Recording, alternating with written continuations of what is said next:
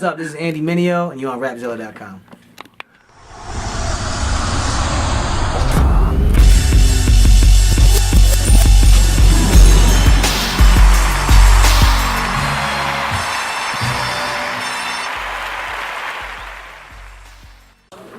I connected with TRUCE through Alex Medina, who's the art director now at Reach. At the time, he was just a beat maker, undiscovered beat maker. And we had a class together at the City College in New York. And so we had class together. We introduced ourselves to each other, and he let me know about a ministry he used to go meet with called TRUCE on Saturdays.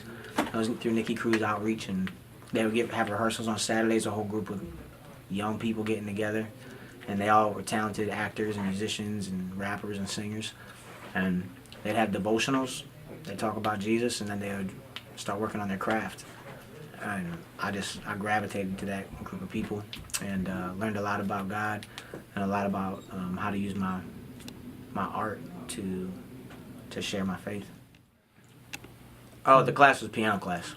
Nice. Yeah. Nice. He wasn't playing piano, he was making beats on his Casio. You. That's why he failed Alex. Rich Perez, who's now my pastor, was a part of TRUCE. He was there. We met there.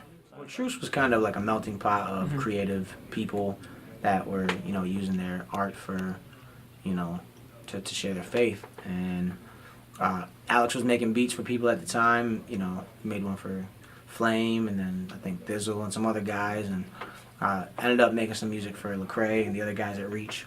And then he introduced me. Alex was introducing the guys at Reach Records to my music. And so they weren't really interested in it at first, because I was more like underground, boom bap, backpack rapper. And that's when the South was real dominated everything. And then, yeah. And I just started growing in my art, man, and me and Alex Medina were working on a song called The Background. And that ended up getting placed on Lecrae's album.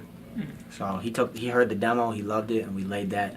And that's where that relationship started, was we worked on that record together.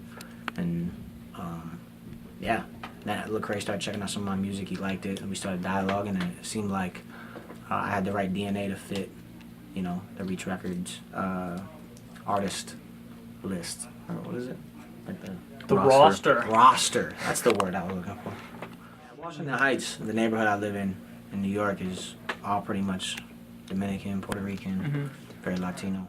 Yeah. Well, I think a lot of people, when I showed the dudes on the block and stuff like that, they appreciate the fact that I was, mixing in Dominican dialogue. You know what I'm saying? And yeah, they really enjoyed the record, but I think it had even more impact, nationally and internationally too, because it hit the core audience first. You know what I'm saying? So I don't have major radio play or anything like that. So the core audience was the one that was able to really grab a hold of it first. Core audience is the Reach Records audience, the Andy Mineo fans, you know what I'm saying? The people that are already connected to our music. He doesn't get me free Chick-fil-A. Dre walked up to a closed Chick-fil-A, and he came up to the window when they were cleaning up. And he knocks and he says, "Hey, you guys know Andy Mineo?" And they're like, "Yeah, we play his music here all the time." And he points over to the van we were in. He's like, "That's Andy." And I was like, "Hey." So I gave him a bunch of free nuggets. Pimping out my name for nuggets. I don't like that, Dre. Cool. But I did like it, because Chick-fil-A nuggets are delicious.